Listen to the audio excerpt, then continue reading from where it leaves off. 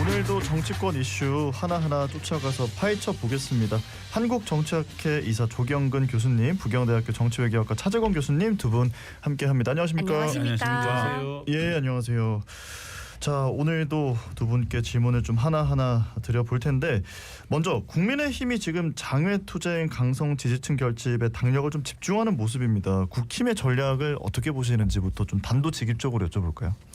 저는 뭐 국힘은 이미 루비콘강을 건넜다고 생각하고 테러 없이 다리를 불살라버리고 오로지 한 방향으로 가는 전략을 택했다. 그거는 이제 국민의힘이 갖고 있는 지지 기반의 본질적 속성 때문에 어쩔 수 없는 거다. 결국은 그 지지 기반의 상당한 부분들이 굉장히 강성 지지층이고 그 강성 지지층을 끼고 가야 결국은 정치 세력으로서의 최소한의 어떤 교두보를 마련할 수 있다. 이런 생각 때문에 저는 그 지지층인 한 20에서 25% 되는 강성 지지층 거기에 거의 올인하는 전략으로 가고 있고 그래서 저는 뭐 어떤 내란 세력과의 어떤 절연 이런 것들은 지금 국민의힘 입장에서는 생각하기 굉장히 어려운 상황으로 가고 있고 점점 더 깊은 수렁으로 빠져들어가고 있다. 뭐 저는 그래서 상당히 우려스럽다. 일반 국민의 입장에서는 그렇게 봅니다. 양당의 대표가 다 그런 얘기를 듣는 것 같아요. 자기 지지층. 예. 근데 자칫 잘못하면 사람들이 대표직을 유지를 하기 위해서 계속 그렇게 하는 건가? 사실은 정당이 살아남는 방법은 중도로 확장해 나가는 거거든요. 그렇죠. 예. 근데 이게 당들이 보면은 강성 지지층의 입장만 받아들이는 그런 거기 때문에 좀 답답하죠. 예. 뭐 이게 단순하게 저는 장동혁 대표 개인의 어떤 문제는 아닌 것 같아요. 저는 장동혁 대표의 어떤 성정 혹은 자기의 전략 어떤 그런 것들 자기 생각 이런 것들을 표현하는 방식이 아니고 결국은 저는 그 밑에 국민의힘의 강성 지지층과 그 국가과 결합되어 있는 영남 지역의 어떤 의원들 이런 사람들 전반적인 생각의 구조가 계엄이나 내란과는 절연할 생각이 전혀 없다. 근데 이제 뭐 조 교수님 말씀하신 것처럼 이렇게 강성 지지층이 매몰되면은 중도층을 놓치게 되지 않나 이런 생각이 드는데 어때요? 그러니까 이제 그 무슨 말이냐 하면은요. 저는 이제 6월 3일 날 지방선거가 있지 않습니까? 예.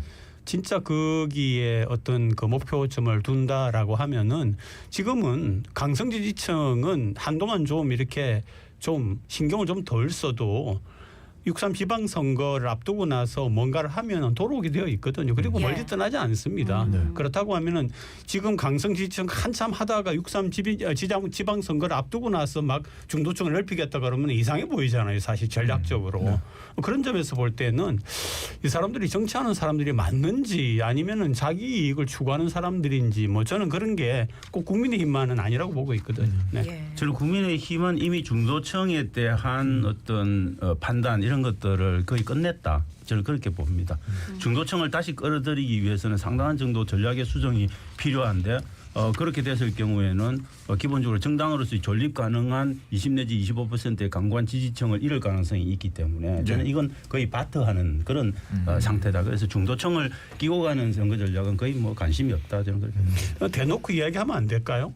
저는 예를 들면 아이고 뭐 예, 저희가 이렇게 하는 이유는 이렇게 있기 때문에 이게 안 되겠습니까? 라고 하면은 저는 설득이 될 거라고 보는데 그런 정치를 못 하는 게 과연 정치인가 하는 생각이 든다는 얘기입니다. 근데 자기들이 네. 하려고 하는 그게 중도층이 보기에는 굉장히 비합리적인 건데 그걸 중도층이 저는 이해하기는 굉장히 어렵다. 중도층은 되게 민감합니다. 되게 예민하고 그렇기 때문에 사실 민주당 국민의힘이 다 양대 정당이 굉장히 그걸 운용하기가 힘들거든요. 저는 국민의힘은 그런 관점에서는 유연성을 이미 잃은 정당이다. 그렇게 봅니다. 언제까지 저리 갈 건지 만약에 그게 맞다면은 그게 문제라는 겁니다. 예. 그런데 오세훈 서울시장도 그렇고 박형준 부산시장도 계엄에 대해 사과해야 한다면서 당 지도부와 거리를 두는 모습을 보였거든요. 박형준 시장의 의도는 뭐라고 보십니까? 그러니까 이제 시장 선거가 그렇게 예. 사실은 부산 같은 경우에는 여야가 교체된 도시거든요. 예. 다시 말하면은 중도라고 하는 것이 꽤 의미 있는 도시라고 저는 생각을 하고 있습니다.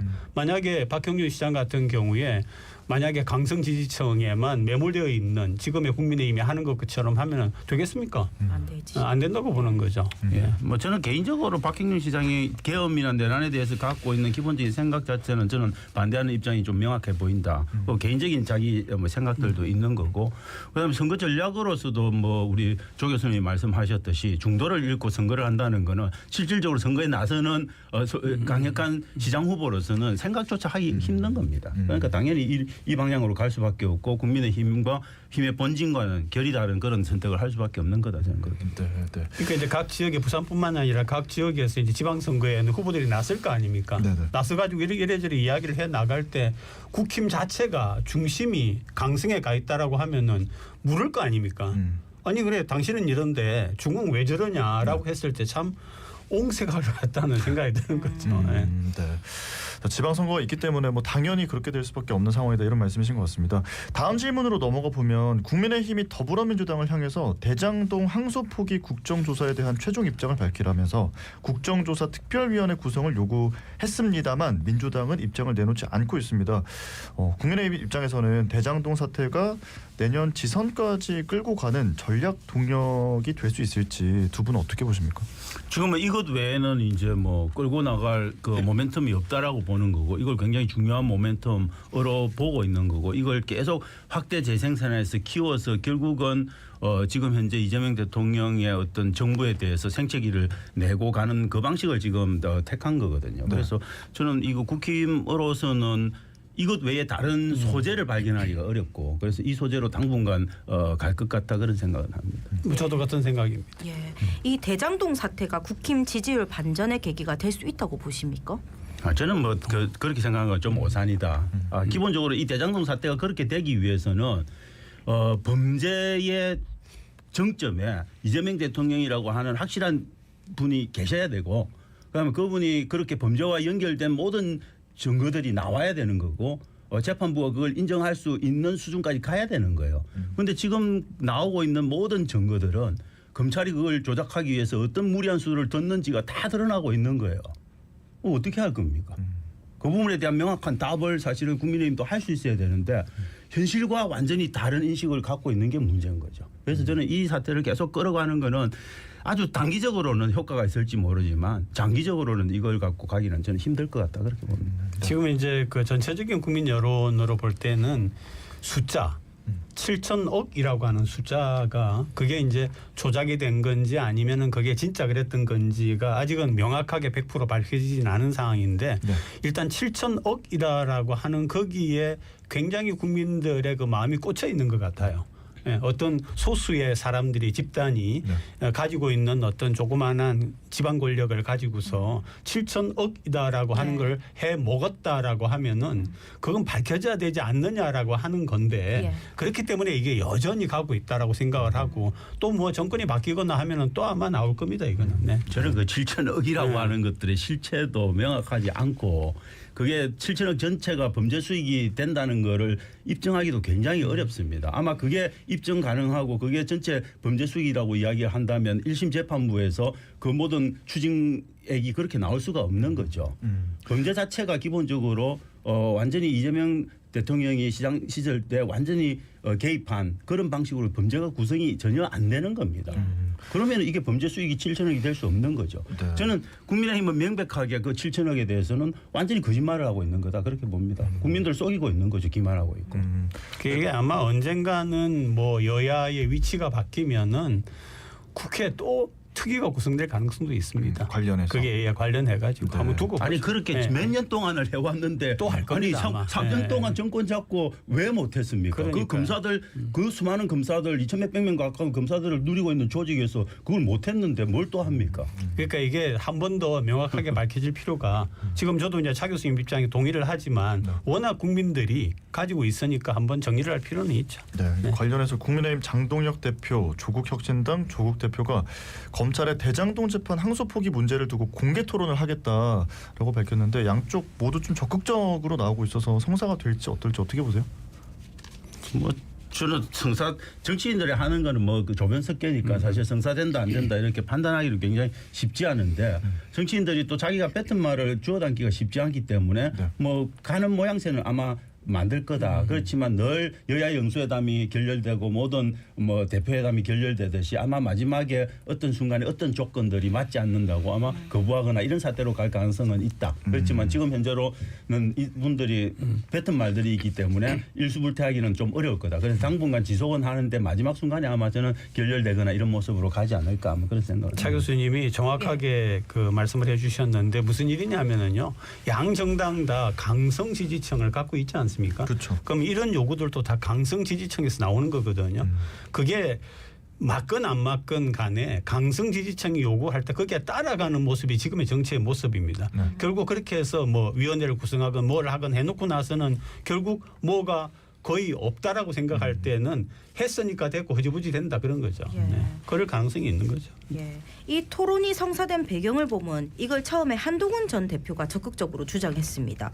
조국 대표가 한동훈 전 대표는 공천부터 받고 오라면서 결국 장동혁 대 조국으로 토론 파트너 매칭이 됐는데 어째 보셨습니까? 그렇죠. 공식적인 타이틀이 있는 건데 예. 뭐 조국 대표 입장에서는 한동훈 전 대표를 상대해 줄 이유는 1도 없는 거고 저는 진짜 한동훈 대표한테 조국 대표가 한 방 먹였다 그렇게 봅니다. 네가 서 있는 위치를 알아라. 나대지 말라 이 소리를 명확하게 한 거죠.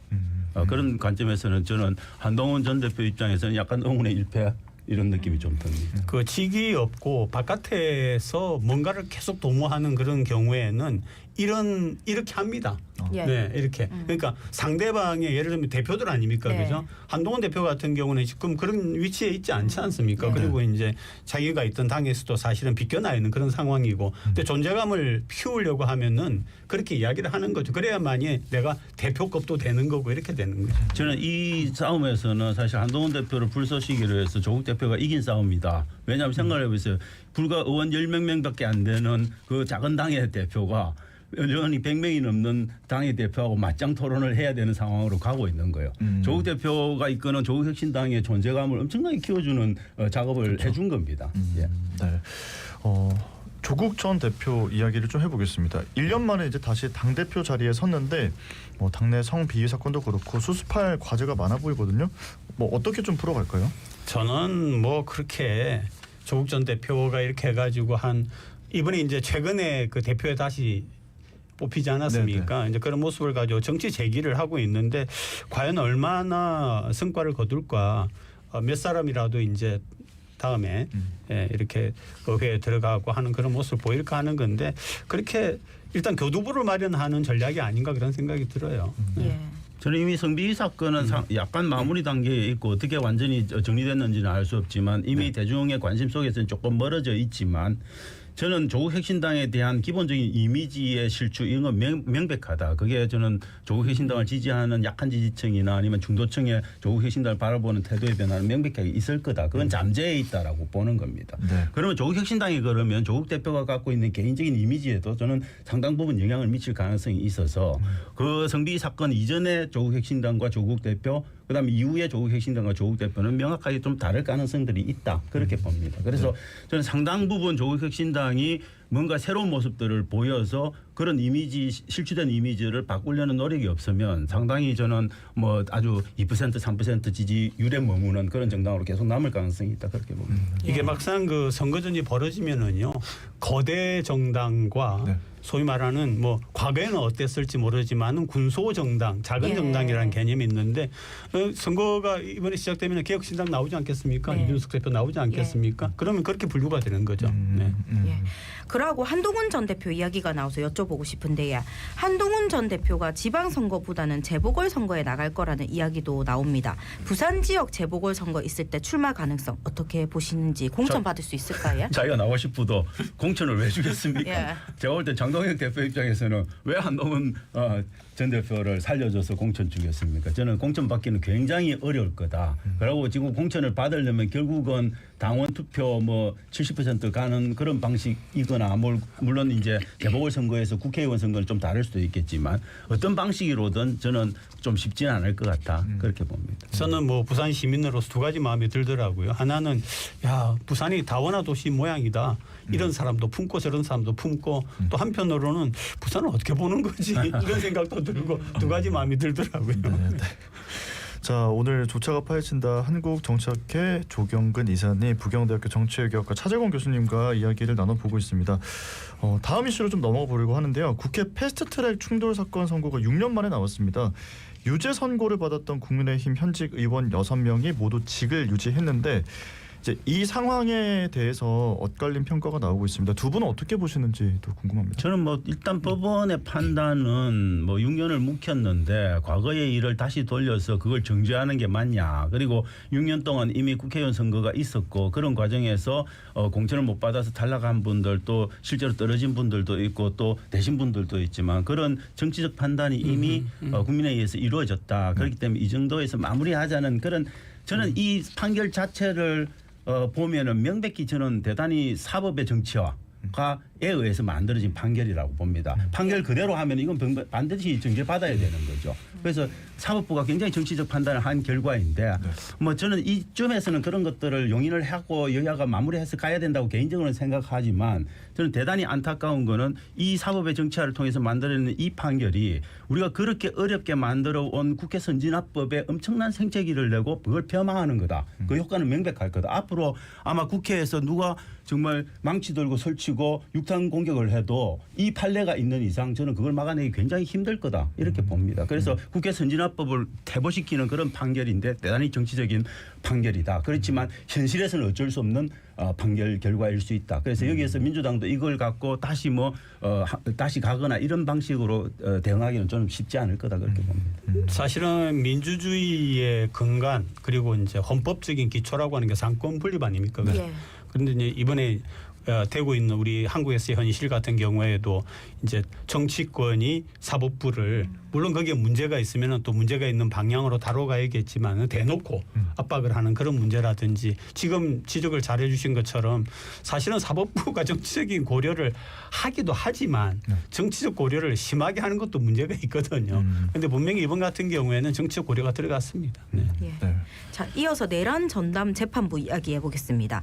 더불어민주당이 내란 전담 재판부 설치를 재추진하겠다고 밝혔는데 김병기 원내대표가 속도를 낼 것 같더라고요. 재추진 배경 그리고 재추진 관련해서 어떻게 보고 계십니까? 저는 한때 이게 수그러들었는데 다시 들어오는 이유는 사람들 머릿속에 특히 민주당을 지지하는 지지층의 머릿속에서는 이렇게 가다가 1월 달에 결국은 윤석열 대통령이 현재 직위원재판부에서 풀려나고 그다음에 근데 우리 그 일반적으로 예상되는 그런 중형 판결을 안 받을 가능성들 이런 것들에 대한 고민들이 있는 겁니다. 그런데 그런 고민들을 좀 강화하는 조건이 뭐냐면 조희대 사법부가 지금 여러 가지 영장 전담 판사를 전진 배치해 가지고 근데 내란에 방조하거나 내란에 적극적으로 가담한 사람들의 영장 신청이 있으면 그런 영장들이 다 지금 기각되고 있는 부분들이 있거든요. 그러니까 불안한 거죠. 저는 그런 불안을 잠재우기 위해서 결국 가장 원천적인 방법은 새로 재판부를 구성하는 방식밖에 없다라고 생각하고 그걸 법적으로 지금 추진하려고 하는 상태다 그렇게 보시면 될 것 같습니다. 윤 전 대통령에 대한 그 국민들이 볼 때의 적절한 그런 어떤 그 사법적인 결정이 내려지면은 지금 추진하고 있는 이거는 추진할 필요가 없고 아마 위험해야 될 겁니다. 근데 이제 만약에 그렇지 않고 엉뚱한 결과가 나오거나 그러면은 이제 의미가 있고 필요하다라고 추진이 되는 거죠. 네, 그러니까 관련해서는 윤석열 전 대통령의 1심 재판 상황 좀 지켜봐야 될 것 같다 이런 말씀이신 거죠. 그런데 저는 뭐 1심 재판의 결과를 예상하려면은 그 전에 아마 제가 볼 때는 김용현 재판의 결과들이 먼저 나올 가능성이 있는데 김용현 재판은 지금 다른 판사가 하고 있지 않습니까? 그러면은 그 결과가 만약에 중형 선고로 나오면 그 결과의 기본적인 원인 제공을 윤석열이 한 거기 때문에 저는 그 재판도 영향을 굉장히 크게 받을 수 있어서 그런 것들을 좀 살펴볼 필요가 있다 그렇게 봅니다. 그러니까 관련해 가지고 이제 이번 같은 경우에 그죠? 본인이 주도를 해놓고 왜 자꾸 옆에 있는 소위 말하는 이제 본인 표현으로는 부하에게 하느냐라고 하는 그 상관이 있기 때문에 아마 그런 점들이 제대로 고려된 그런 판결이 1차적으로 나와야 되지 않겠느냐 그런 생각이 듭니다. 네. 자, 다음 이슈. 더불어민주당에서 대의원과 권리당원 1인 1표제를 두고 공개 반발이 터져 나왔습니다. 그래서 최종 결정이 일주일 미뤄졌는데 이 부분 어떻게 보고 계세요? 이게 전체적으로 방향은 옳다라고 하는 것들을 다 인정은 하는데 네. 이걸 왜 이렇게 갑자기 급격하게 가져가냐. 모든 제도적인 변화라고 하는 거는 좀 점진적으로 될 필요가 있는데 만약에 점진적으로 가서 퍼센테이지를 조정하든지 이런 방식으로 갔으면 저는 큰 문제는 없었을 거라고 봅니다. 그런데 전격적으로 뭐 100% 이렇게 해버리니까는 문제가 되는 거고 그래서 사실 뭐 당의 지도부라고 하면 최고위원회인데 최고위원회 안에서 2명이나 반대하는 건 좀 심각한 상황이거든요. 저는 그래서 이 부분은 제가 볼 때는 정청래 당대표가 너무 성급하게 지나치게 나갔다. 그래서 이걸 제대로 이렇게 봉합 못하면 저는 당내 굉장히 불안한 요소가 될 거다 그렇게 봅니다. 지금 이걸 두고서 사실은 정청래 대표와 또 대통령 측 간에 네. 약간의 갈등의 모습이 지금 나오고 있지 않습니까? 예. 뭐냐면은 정청래 대표가 연임을 생각하면서 하는 게 아니냐라고 강성 지지층을 엎고서 그런 이야기를 하고 있고 그래서 이제 대통령실 쪽에서 이제 다른 얘기를 하니까 아니야 이 사안은 이재명 전 대표가 있을 때 추진한 거다 이런 얘기도 지금 나오고 있는 그래서 이런 모습을 보고 있는 아마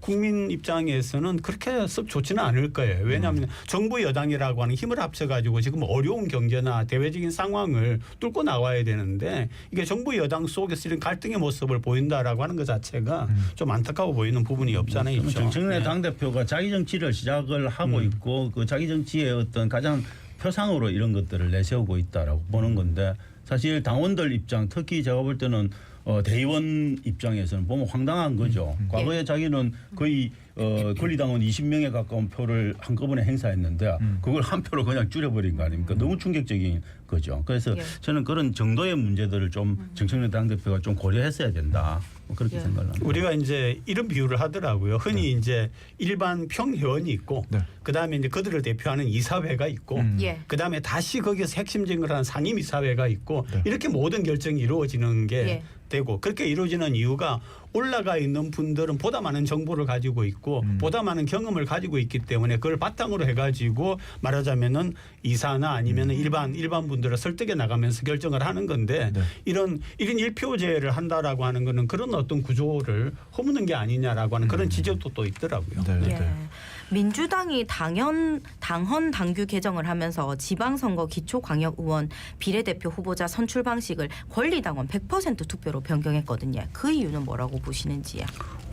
저는 이거는 완전히 뭐 저는 원칙적으로는 이게 나쁘진 않다 그렇게 봅니다. 우리나라 비례대표의 선출 방식은 너무도 닫혀 있죠. 독일 같은 경우에는 사실 개방형 명부식을 하고 있기 때문에 유권자들이 거기에다가 조금 더 할 수 있는 부분들도 있고 유권자들 선택이 가능한데 이건 아예 엔트리 자체를 당에서 다 결정해 버리는 거기 때문에 좋지 않은데 그 엔트리 결정 방식을 당 대표를 포함한 당 지도부가 하거나 공천관리위원회에서 하는 것들을 당원들한테 조금 돌려주는 입장이니까 저는 이거는 전향적인 부분은 있다라고 보는데 너무 이제 충격적으로 다가오기는 하죠. 그런데 이렇게 하는 이유는 결국은 이제 정청래 당대표는 당원들한테 자기 스스로가 조금 인기가 있다라고 아마 평가를 하는 것 같아요. 그래서 당원들하고 직접적으로 이렇게 교감을 해가면서 가면 결국은 당권 실질적인 당권을 자기가 다 그대로 수용할 수 있다 그렇게 보기 때문에 아마 이런 제도들을 계속 요구를 하는 것 같습니다.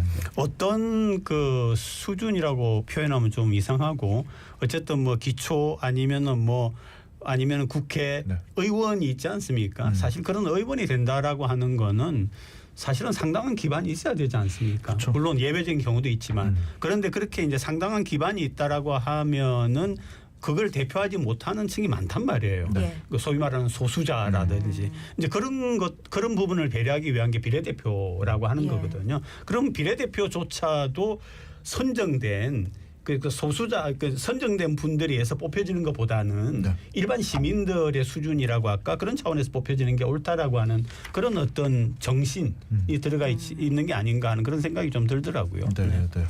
자, 국민의힘 이야기도 좀 해보겠습니다. 지방선거 총괄기획단이 지방선거 경선 때 당심 반영 비율을 기존 50%에서 70%로 상향하겠다 이런 방안을 제시를 했습니다. 이제 이 방안에 대해서 윤상현 의원은 민심과 거꾸로 가고 있다 이렇게 맞서기도 했는데 어떻게 보고 계십니까? 형식적으로 보면 윤상현 의원이 말이 맞는 거죠. 계속 근데 그런 어떻게 보면 공천권을 국민한테 돌려주겠다라고 이야기를 하면서 퍼센테이지를 굉장히 높여오는 경향이 명백히 있었는데 네. 그런 것들이 어느 순간 무너지면서 지금 국민의힘의 이 당원대 제가 볼 때 일반 국민 투표 비율들은 자기들 선거 때마다 자기들 마음대로 줄였다 뺐다 하는 것 같아요. 저는 그 일관성이 너무 없다. 이 말은 뭐냐면 아직도 공천 과정들에서 어떤 제도가 확정이 안 돼 있다. 네. 저는 그런 관점에서 민주당은 시스템 공천을 통해서 그런 부분들이 굉장히 발달되어 있는데 국민의힘은 좀 그런 부분에 아직도 불안정한 면이 있어서 저는 이렇게 50% 줄였다가 70%로 갔다가 하는 이 방식이 결코 바람직하지는 않다. 그래서 조금 국민의힘도 민주당처럼 조금 시스템화된 공천을 통해서 좀 제도화된 틀로 공천 과정을 가져갈 필요가 있지 않을까 그렇게 생각을 합니다. 우리 청취자분들 이미 아시는 내용이긴 하지만 사실은 부산 같은 경우에 예. 이제 구청장, 그다음에 시의원, 구의원 이렇게 있지 않습니까? 예. 이제 그분들을 기본적으로 후보로 내세울 때 과연 누가 가장 영향력이 있느냐? 국회의원이거든요. 예. 이게 과연 옳으냐라고 하는 이야기가 있는 거죠. 이제 그런 점에서 볼 때 당심이다라고 하는 거는 중앙당에서 하는 게 아니라 사실은 국회의원들이 해가지고 하면은 예. 중앙에서는 그대로 인정을 하는 이런 수준이 되어 있기 때문에 네. 그래가지고 이게 민심이 제대로 반영된 사람이 과연 민의를 대표하는 그런 정치가 되느냐라고 하는 얘기죠. 근데 거꾸로 가고 있다라고 하는 그런 얘기 아닙니까? 네, 뭐 이거는 진짜 좀 저희가 시간을 두고 조금 더 이야기를 좀 많이 해봐야 되는 부분이라는 생각이 듭니다. 자, 오늘 조차가 파헤친다 시간 관계상 여기까지 말씀 듣고 보내드리겠습니다. 고맙습니다. 고맙습니다. 고맙습니다. 네, 한국정치학회 이사 조경근 교수님, 부경대학교 정치외교학과 차재권 교수님과 함께했습니다.